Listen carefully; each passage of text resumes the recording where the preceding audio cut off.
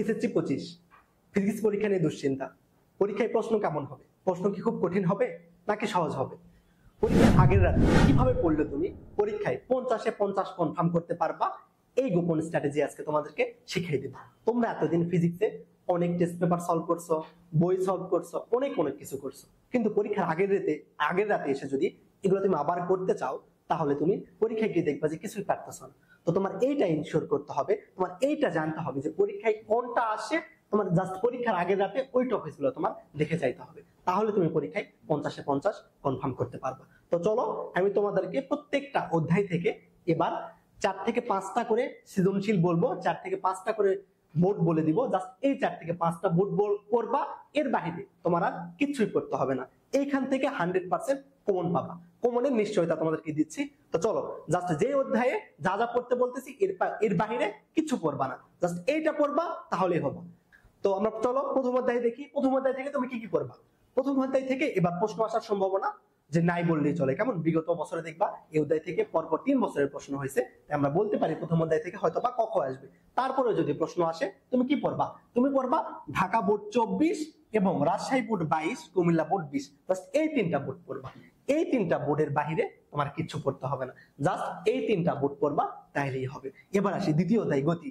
এইখান থেকে একটা সিকিউ এবার হবে 100%, এটা শিওর থাকতে পারো। তো দ্বিতীয় অধ্যায় থেকে তুমি কি পড়বা? প্রথমেই দেখবা এই অধ্যায়ে যে গ্রাফ রিলেটেড বা চিত্রগুলো আছে, গতি রিলেটেড যে সূত্র আছে, এগুলোর প্রত্যেকটার একটা ইন্ডিভিজুয়াল চিত্র আছে না, এই চিত্রগুলো থেকে একটা এমসিকিউ হবে, আবার এখান থেকে সিকিউ হওয়ারও অনেক সম্ভাবনা আছে। তাই এই চিত্র রিলেটেড যা যা আছে এটা খুব ভালো করে পড়বা। তারপরে নিক্ষিপ্ত এবং পরন্ত বস্তুর জন্য আমরা যে এই নিক্ষিপ্ত এবং পরন্ত বস্তুর যে 3টা সূত্র আছে, এই 3টা সূত্র খুব ভালো করে দেখবা, এটা কতে আসার সম্ভাবনা অনেক বেশি। এরপর প্রতিযোগিতা রিলেটেড যে ম্যাথ, এটা অনেক বেশি গুরুত্বপূর্ণ। প্রতিযোগিতা রিলেটেড ম্যাথ মানে আমি তোমাদেরকে বোঝাচ্ছি যে বাঘ দৌড়াচ্ছে হরিণকে ধরার জন্য, হরিণকে ধরতে পারবে কিনা, বা ইঁদুর রুটির কাছে আগে পৌঁছাবে নাকি খরগোশ আগে পৌঁছাবে, অথবা একজন ব্যক্তি দৌড়িয়ে বাস ধরতে পারবে কিনা, এই রিলেটেড যে ম্যাথ আছে সেটা অনেক বেশি গুরুত্বপূর্ণ। তো এই রিলেটেড যে ম্যাথ গুলা আছে সেগুলো খুব ভালো করে করার চেষ্টা করবা। বুঝছো? যে প্রতিযোগিতা রিলেটেড যে ম্যাথ আছে, যে বাঘ হরিণকে ধরতে পারবে কিনা, এই রিলেটেড ম্যাথ গুলো খুব ভালো করে করবা। তো এইটা করার জন্য তোমরা মাইলস্টোন কলেজ এইটা করবা, cadet college, Rajshahi board 23, Jessore board 23, 21 এবং তুমি করবা ঢাকা বোর্ড 21। জাস্ট এই 5টা সৃজনশীল করবা এই অধ্যায় থেকে গতি রিলেটেড এবং প্রতিযোগিতার জন্য। জাস্ট এই 5টা ম্যাথ করবা তাহলেই হবে। জাস্ট এই 5টা বোর্ড খুব সুন্দর করে সলভ করবা, এইখান থেকে আসবে, এর বাইরে আসা সম্ভব না। ওকে, তো চলো এবার আমরা তাইলে পরের অধ্যায় দেখি। তৃতীয় অধ্যায় বল, এখান থেকে কি করবা? এই অধ্যায় থেকে এবার একটা সিকিউ আসবে। তো এই অধ্যায় থেকে ঘর্ষণ রিলেটেড যে ম্যাথ আছে, ঘর্ষণ রিলেটেড ম্যাথ মানে তোমাদেরকে বোঝাচ্ছি যে রাস্তার ঘর্ষণ গুণাঙ্ক দেওয়া আছে, একজন বাসের ড্রাইভার 50 মিটার দূরে ব্রেক চেপে থেমে গেল, তাহলে ব্রেক জনিত বলের মান কত, এই রিলেটেড যে ম্যাথ আছে সেটা করবা। সেইটা করার জন্য তোমরা কি করবা? রাজশাহী বোর্ড 22 এবং কুমিল্লা বোর্ড 24, জাস্ট এই দুইটা ঘর্ষণ রিলেটেড এই দুইটা বোর্ড করবা তাহলেই হবে, এর বাইরে আর করতে হবে না।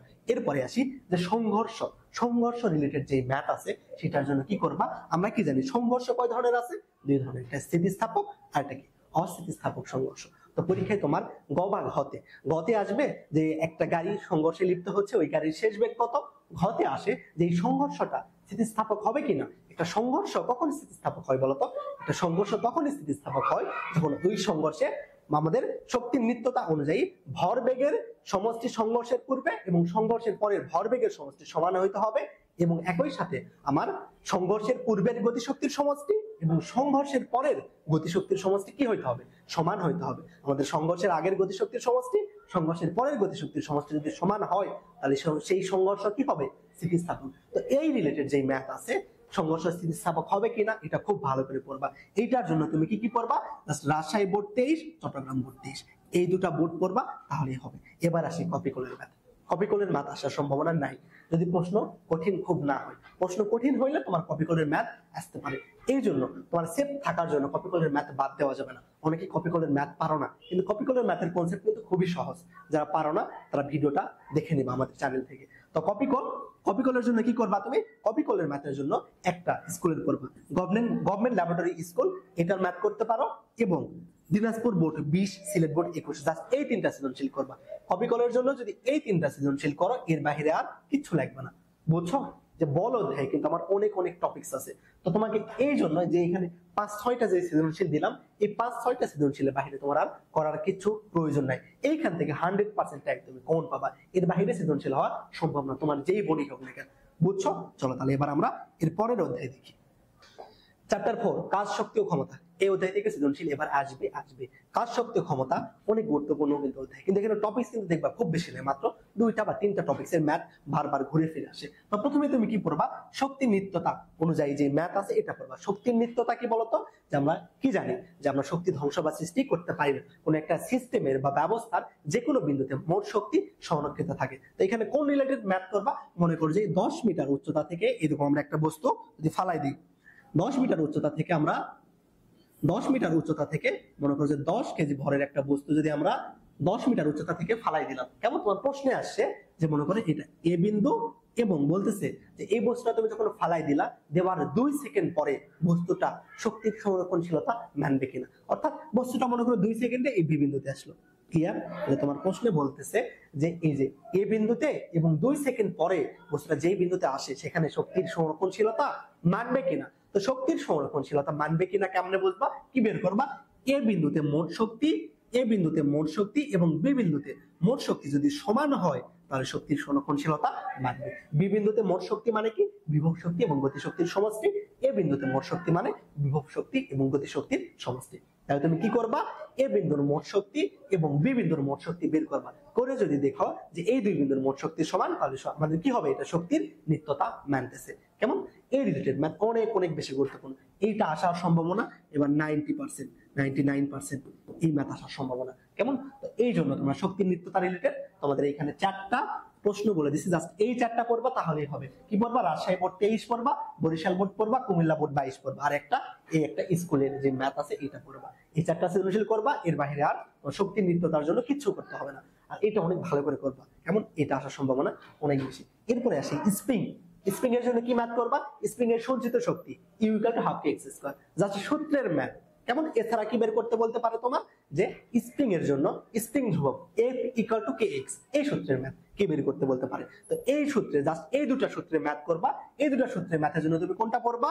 তুমি রংপুর ক্যাডেট কলেজ পড়বা, দিনাজপুর বোর্ড পড়বা, তাহলে তোমার হয়ে যাবে। বুঝছো? এবার আসি যে আমরা ক্ষমতা রিলেটেড যে ম্যাথ আছে না, যে আমরা ক্ষমতা পি সমান কি জানি? পি সমান আমরা জানি M G H by T, M G H by T. তো ক্ষমতা রিলেটেড কোন ম্যাথ গুলো আসবে? কুয়া সংক্রান্ত ম্যাথ, মানে কুয়া খালি করার জন্য। তো কুয়া খালি করতে গিয়ে এই আমরা যে এইচটা নেই, এইচটা কি হয়? এইচটা হয় আমাদের গড় সরণ। তো এই গড় সরণ নিয়ে তোমাদের বেশিরভাগের কি হয়? প্রবলেম হয়। গড় সরণ নিয়ে তোমরা ভুল করো। তো এই গড় সরণের কনসেপ্ট এটা ক্লিয়ার রাখতে হবে। কেমন? এইখান থেকে কুয়া সংক্রান্ত ম্যাথ থেকে গড় সরণটা বারবার ঘুরেই পেঁচাই দেয়। তো এই গড় সরণের কনসেপ্টটা খুব ভালো করে ক্লিয়ার করবা। গড় সরণটা কি? তোমার কুয়ার জন্য কোন গভীরতায় ছিলা এবং কোন গভীরতায় আসছো ডিভাইডেড বাই 2, এই সূত্র দ্বারা আমরা গড় সরণ খুব সহজেই বের করতে পারি। ক্লিয়ার? এরপরে চলো আমরা কি করব? পরের অধ্যায় দেখি। এই অধ্যায়ের জন্য কাজ, শক্তি, ক্ষমতা অধ্যায়ের জন্য তাহলে 2 টাইপের মাত্র ম্যাথ। কুয়া সংক্রান্ত ম্যাথ পড়বা খুব ভালো করে, অথবা যে শক্তির নিত্যতা মানবে কিনা, একটা বস্তুকে আমরা যদি 10 মিটার উচ্চতা থেকে ফালাই দিই 2 সেকেন্ড বা 3 সেকেন্ড পরে বস্তুটার শক্তির সংরক্ষণশীলতা মানবে কিনা, অর্থাৎ মোট শক্তি সমান হবে কিনা, এই রিলেটেড জাস্ট ম্যাথ করবা তাহলেই হবে। বুঝছো না?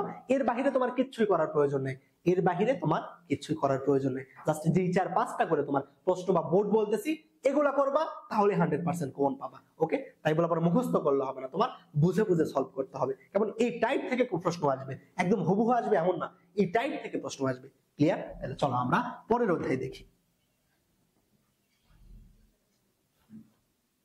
পরের অধ্যায় কি দেখো তো? পঞ্চম অধ্যায় পদার্থের অবস্থা ও চাপ। এইখানে পাস্কেলের সূত্র রিলেটেড যে ম্যাথ আছে, P1H1 = P2H2, অর্থাৎ একটা সিস্টেম থাকে, যে সিস্টেমের এই পাশে একটা ক্ষেত্রফল, এই পাশে একটা ক্ষেত্রফল, বলে যে কখন সাম্য অবস্থায় যাবে, এই রিলেটেড যে ম্যাথ আছে না, এটা খুব ভালো করে পড়বা। কেমন? এটা পড়ার জন্য ঢাকা বোর্ড 23, বরিশাল 22, ময়মনসিংহ 24, এইখানে যে 5টা বোর্ড দেওয়া আছে বা 6টা বোর্ড দেওয়া আছে, এই 6টা বোর্ডের জাস্ট ম্যাথ করে যাবা তাহলেই হবে। এই অধ্যায়ে আমাদের মাত্র 2টা টপিক, একটা পাস্কেলের সূত্র রিলেটেড P1H1 = P2H2 এই সূত্র, অথবা এখানে আরেকটা কি আছে? প্রবণতা। প্রবণতার কোন ম্যাথ আসবে? যে কোনো বস্তুর ওজন যদি কি হয় বলতো? প্রবণতার চেয়ে কম হয়। ওজন যদি কম হয় বস্তুটা ভাসবে, ওজন যদি প্রবণতার চেয়ে বেশি হয় তাহলে বস্তুটা কি হবে? ডুবে যাবে। এই দুই রিলেটেড জাস্ট ম্যাথ করবা তাহলেই হবে। তো এই অধ্যায় থেকে প্রশ্ন আসার সম্ভাবনা এবার 40%। কেমন? এই অধ্যায় থেকে হয়তো বা প্রশ্ন আসবে না, তারপরে যদি আসে এই দুই টপিক্সের বাইরে প্রশ্ন আসা সম্ভব না, জাস্ট এই 5টা সৃজনশীল সলভ করবা তাহলেই হবে। ওকে, তাহলে চলো আমরা এবার পরের অধ্যায় দেখি। পরের অধ্যায় 6 নম্বর অধ্যায় তাপমাত্রা। প্রথমে কি করবা, এখানে দুই টাইপের ম্যাথ। ফার্স্ট মিশ্রণের তাপমাত্রা, এই অধ্যায় থেকে এবার তুমি 100% শিওর থাকতে পারো এই প্রশ্নটা আসবে কি মিশ্রণের তাপমাত্রা রিলেটেড যেটা, সেটা যে মিশ্রণের তাপমাত্রা রিলেটেড যেটা আছে সেটা এবার তোমার পরীক্ষায় আসবে। কেমন মিশ্রণের কি তাপমাত্রা রিলেটেড। তো মিশ্রণের তাপমাত্রা রিলেটেড মানে কি বোঝাচ্ছি, মনে করো যে 100 ডিগ্রি সেলসিয়াস তাপমাত্রা একটা লোহাকে তুমি 0 ডিগ্রি সেলসিয়াস তাপমাত্রার পানিতে যদি ডুবাও, তাহলে এই মিশ্রণের যে তাপ হবে এই রিলেটেড যে ম্যাথ আছে এগুলো আমরা কেমনে করি, যে গৃহীত তাপ ইকুয়াল টু বর্জিত তাপ, এই সূত্র দ্বারা আমরা এই ম্যাথগুলো সহজেই করতে পারি। তো এই মিশ্রণ রিলেটেড যে ম্যাথ আছে এগুলা খুব ভালো করে বুঝে বুঝে সলভ করবা। এইটা নিয়ে তোমাদের অনেকেরই প্রবলেম থাকে, এইটার কনসেপ্ট খুব সুন্দর করে ক্লিয়ার করবা, এটা থেকে পরীক্ষায় প্রশ্ন আসার সম্ভাবনা অনেক অনেক বেশি, এটা থেকে আসবে। তাপমাত্রা 3টা স্কেলের মধ্যে কি সম্পর্ক বলো তো, আমরা জানি যে C/5 equal to F minus 32/9 equal to K/5, তাই না? আমরা জানি কি C/5 F minus 32/9 divide by K minus 273/5, তাই কি বলতো? আমরা জানি যে তাপমাত্রা 3টা স্কেলের মধ্যে যে সম্পর্ক সেটা C/5 equal to F minus 32/9 equal two K minus 273/5। এই 3টা সম্পর্ক থেকে যেই মান সেটা তোমাদের গ নাম্বারে আসতে পারে। গ নাম্বার এটা থেকে আসবে এবং ঘ নাম্বারে আসবে মিশ্রণের তাপমাত্রা নির্ণয় করতে। ক্লিয়ার? আর এই জাস্ট এই সূত্রটা খুব ভালো করে মনে রাখবা। আর এখানে আরেকটা বিষয় কি মনে রাখবা, তোমাকে যদি বলা হয় তাপমাত্রার পার্থক্য, তাপমাত্রার পার্থক্যের বেলায় কিন্তু আমাদের সেলসিয়াস, ফারেনহাইট এবং কেলভিনের মধ্যে এই সূত্রটা বা এই সম্পর্কটা প্রযোজ্য না। তাপমাত্রার পার্থক্য যদি তোমাকে বলা হয় তখন আমাদের সূত্র কি হয়, del C/5 equal two del F/9 equal to del K/5। এটা মনে রাখবা। এটা কিসের জন্য, যে তোমার তাপমাত্রার পার্থক্য বলে তোমার বলে দিছে যে সেলসিয়াস স্কেলে তাপমাত্রার পার্থক্য যদি 20 হয়, ফারেনহাইট স্কেলে তাপমাত্রার পার্থক্য কত, তুমি কি এখানে সেলসিয়াসের জায়গায় তখন 20 বসাই দিয়ে এফ বের করবা না, তখন আমাদের এই সূত্র প্রযোজ্য করতে হবে, del C/5 equal two del F/9। এই সম্পর্ক থেকে তখন আমরা নির্ণয় করব তাপমাত্রা। ক্লিয়ার? তোমাকে যদি বলা হয় তাপমাত্রার পার্থক্য, তাই এটা দ্বারা করবা। এটা অনেকেই ভুল করো, এই জন্য এটা দেখিয়ে দিলাম। তাহলে তোমার কাজ কি, মিশ্রণের তাপ রিলেটেড যে ম্যাথ আছে সেই ম্যাথগুলো খুব ভালো করে পড়বা এবং এই তাপমাত্রার জাস্ট এই সম্পর্কটা মনে রাখবা, তাহলেই হবে। মিশ্রণ তাপের জন্য এখানে মাত্র 5টা বোর্ড বলা আছে, এই 5টা বোর্ড পড়বা তাহলে তোমার 100% কভার হবে। চলো এর পরের অধ্যায় দেখি। এর পরের অধ্যায় থেকে পড়বা অধ্যায় 7 এবং অধ্যায় 8। কেমন? অধ্যায় 7 এবং অধ্যায় 8।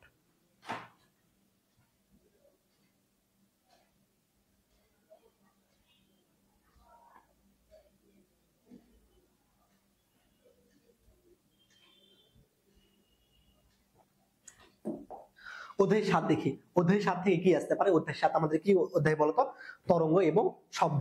এইখান থেকে একটা সৃজনশীল অবশ্যই আসবে, এখান থেকে একটা সৃজনশীল অবশ্যই আসবে। এখানে 100% শিওর থাকতে পারো তুমি, এখান থেকে একটা সিকিউ অবশ্যই আসবে। আর এই সিকিউটা কিন্তু সহজ, এটা কিন্তু কি কঠিন কি, এটা কিন্তু খুব একটা কঠিন না, এটা আমাদের সহজ। তো এটা কিভাবে করবা, এটা করার জন্য তোমার কি করতে হবে, যে এই অধ্যায় থেকে দেখো আমাদের কোন সিকিউ আসতে পারে বলতো, তরঙ্গ এবং শব্দের জন্য মনে করো যে একটা ঢিলকে কুয়ার মধ্যে ফালাই দেওয়া হলো, তাইলে কতক্ষণ পরে তুমি শব্দ শুনতে পারবা, এটা আসতে পারে। অথবা এবং এরকম বলতে পারে যে একজন বালক, যে 10 মিটার দূরে, একজন বালকের 10 মিটার দূরে একটা পাহাড় আছে, সে শব্দ করে পিছনে 2 মিটার পার সেকেন্ড বেগে দৌড়ানি দেওয়া শুরু করলো, তাহলে সে শব্দ শুনতে পাবে কিনা। অথবা বলতে পারে একজন বালক শব্দ সৃষ্টি করে সামনে 2 মিটার পার সেকেন্ড বেগে দৌড়ানি দিচ্ছে, তাহলে সে শব্দ শুনতে পাবে কিনা। এই রিলেটেড যে ম্যাথ আছে সেটা খুব ভালো করে করবা। বিশেষ করে যে এইটা বললাম যে শব্দ সৃষ্টি করে পিছনে একটা বেগে দৌড় দেয় বা সামনের দিকে দৌড় দেয়, এই ক্ষেত্রে শব্দ শুনতে পাবে কিনা, জাস্ট এই একটা টাইপের ম্যাথ খুব ভালো করে পড়বা, পরীক্ষায় এইটাই আসবে। ওকে, জাস্ট কি করবা তাহলে, আমাদের কুয়া সংক্রান্ত যে ম্যাথ, যে আমরা কুয়ার মধ্যে একটা ঢিল ফেলে দিলাম, কত সময় পরে শব্দ শুনতে পাবো। অথবা কি একজন বালক শব্দ সৃষ্টি করে সামনের দিকে বা পিছনে দৌড়ানি দিলে কি কত সময় পরে সে শব্দ শুনতে পাবে বা শব্দ শুনতে পাবে কিনা, এটা নির্ণয় করতে হয়। তো এইটার জন্য তোমরা কি করবা, জাস্ট তোমরা এই 5টা বোর্ড পড়বা, ঢাকা বোর্ড 22, 20, 19 এটা পড়বা, এবং স্কুলের জন্য তোমরা মির্জাপুর ক্যাডেট কলেজ টাঙ্গাইল এই 5-6টা সৃজনশীল প্র্যাকটিস করবা, তাহলেই হবে। তোমাকে এগুলো কিন্তু পরীক্ষার আগের রাতে কি পড়বা সেই জন্য বলে দিচ্ছি। তোমার পরীক্ষার আগের রাতে জাস্ট এই টপিকস গুলো পড়বা, তুমি কিন্তু সবকিছু পড়ে যাইতে পারবা না। তো পরীক্ষায় কোনটা আসবে তুমি যদি পরীক্ষার আগের রাতে সেইটা দেখে যাইতে পারো, তাহলে তুমি পরীক্ষায় ভালো রেজাল্ট করতে পারবা। আর তুমি যদি এইটা না করে তোমার অবস্থা যদি হজবরল হয় যে তুমি পরীক্ষার আগের রাতে সবকিছুই পড়তে চাচ্ছ, তাহলে কিন্তু পরীক্ষায় তুমি একটা ভালো রেজাল্ট করতে পারবা না। তাই তোমাকে যা বলে দিচ্ছি এগুলা পড়ো, তোমার যেই বডি হোক না কেন, এর বাহিরে প্রশ্ন আসা সম্ভব না। ওকে, তাহলে চলো আমরা পরের অধ্যায় দেখি। এবার 8 নাম্বার অধ্যায় এবং 9 নাম্বার অধ্যায়, এই দুইটা থেকে একটা সৃজনশীল হবে। জানো আলো আলো রিলেটেড যে দুইটা অধ্যায় আছে এটা থেকে আমাদের একটা সৃজনশীল হবে। তো এইটার জন্য জাস্ট এই দুইটা বোর্ড পড়বা, তাহলেই হবে। যে এক জায়গায় প্রতিবিম্ব থাকলে আলো কোথায় সৃষ্টি হবে বা কোথায় আলো তৈরি হবে, এইটা নিয়ে যদি তোমাদের ঝামেলা থাকে তাহলে আমাদের চ্যানেল থেকে এটা ওয়ান শট ক্লাস করে নিতে পারো। 8 এবং 9 এটা থেকে একটা সৃজনশীল হবে। তো এইটার জন্য জাস্ট এই 6টা বোর্ড তুমি যদি করো তাহলেই হবে। ক্লিয়ার? তাহলে চলো আমরা পরেরটা দেখি। 10 নাম্বার অধ্যায় স্থির তড়িৎ। এই অধ্যায়টা খুবই সহজ একটা অধ্যায়, মাত্র দেখবা 3-4টা সূত্র আছে, ওই 3-4টা সূত্র থেকে যদি সিকিউ আসে ওই 3-4টা সূত্র থেকে আসবে, তবে এই অধ্যায় থেকে না আসার সম্ভাবনাই বেশি। কেমন? তারপরে যদি আসে কি করবা, জাস্ট এই 5টা বোর্ড পড়বা, এই 5টা বোর্ড পড়বা, তাহলে এই অধ্যায় তোমার কভার হবে। ক্লিয়ার? এরপরে চলো দেখি পরের অধ্যায় 11 অধ্যায় চলতরিৎ। এই অধ্যায় নিয়ে যে তোমাদের প্রবলেমের শেষ নাই, তবে এই অধ্যায় কিন্তু খুবই সহজ। এইখান থেকে যা সিলেক্টিভ কিছু প্রশ্ন যেখানে কি প্রশ্ন আসতে পারে, মনে করি এরকম একটা বর্তনী দেওয়া আছে, এরকম একটা বর্তনী দেওয়া আছে। ক্লিয়ার? এরকম একটা বর্তনী দেওয়া আছে, এরকম একটা বর্তনী দেওয়া আছে।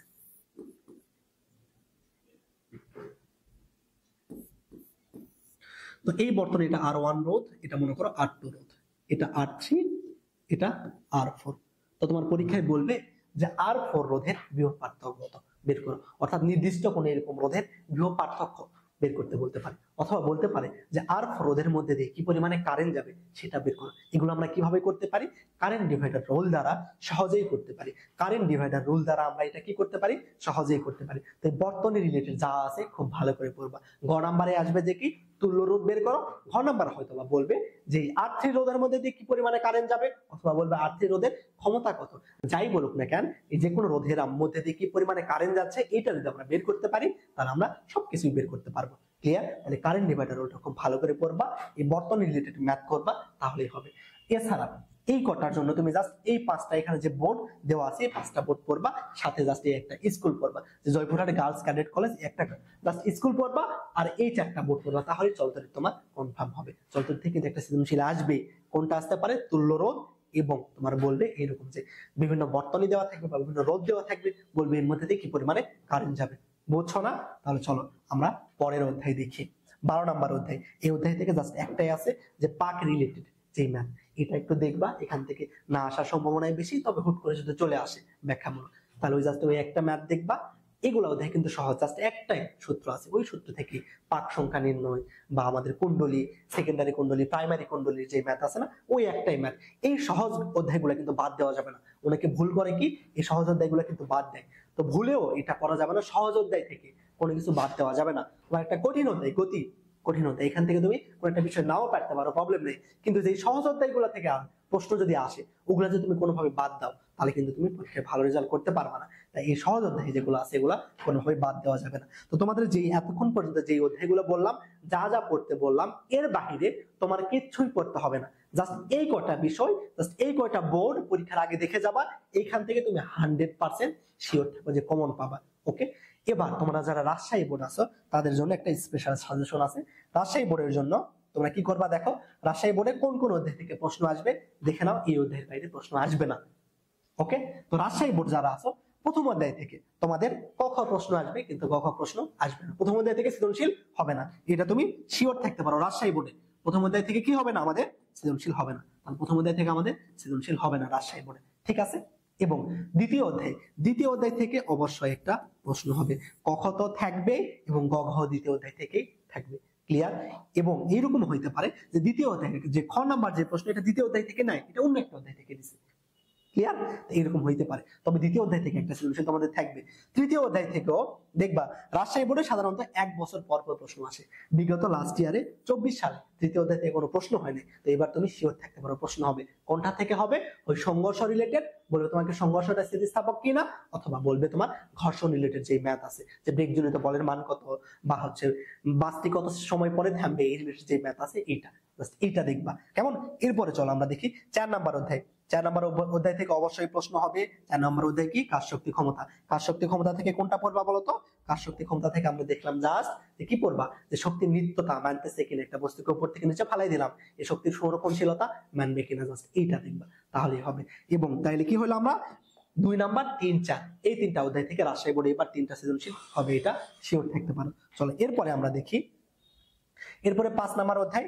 5 নাম্বার অধ্যায়, 5 নাম্বার অধ্যায় থেকে প্রশ্ন আসার সম্ভাবনা এবার অনেক কম, সাধারণত 2 বছর পর পর প্রশ্ন হয়, তো এটা গুরুত্ব অত না, এটা জাস্ট একটু করে দেখতে পারো, জাস্ট যেই কটা সৃজনশীল বলছি ওই কটা দেখবা, এর বাইরে কিছু পড়বা না। ক্লিয়ার? 6 নাম্বার অধ্যায় থেকে প্রশ্ন হবে, 7 নাম্বার থেকে হবে, 8, 9 দুইটা মিলে একত্রে হবে, এবং 10 নাম্বার থেকে অবশ্যই প্রশ্ন, অর্থাৎ চলদরি থেকে কিন্তু প্রশ্ন হবে। ক্লিয়ার? লাস্টের অধ্যায় থেকে 12 নাম্বার অধ্যায় থেকে প্রশ্ন হইতেও পারে, নাও হইতে পারে। তো যারা রাজশাহী বোর্ড আছো তারা তো কোন কোন অধ্যায় থেকে প্রশ্ন হবে এটা তোমাদের ক্লিয়ার করে দিলাম। এছাড়া সমগ্র বোর্ড যারা আছো, তোমার যেই বোর্ডই হোক না কেন, তোমাকে যে যে সৃজনশীল বলছি জাস্ট এইটা পড়বা, এর বাহিরে তোমার একটা প্রশ্ন আসবে না, এর বাহিরে একটা প্রশ্ন আসবে না। সবাইকে অসংখ্য ধন্যবাদ এ পর্যন্ত ক্লাসটা করার জন্য, এবং এই ধরনের কন্টেন্ট আরো পাইতে বা আমাদের ক্লাসগুলা করতে চ্যানেলটা সাবস্ক্রাইব করে রাখতে পারো। সালাম আলাইকুম।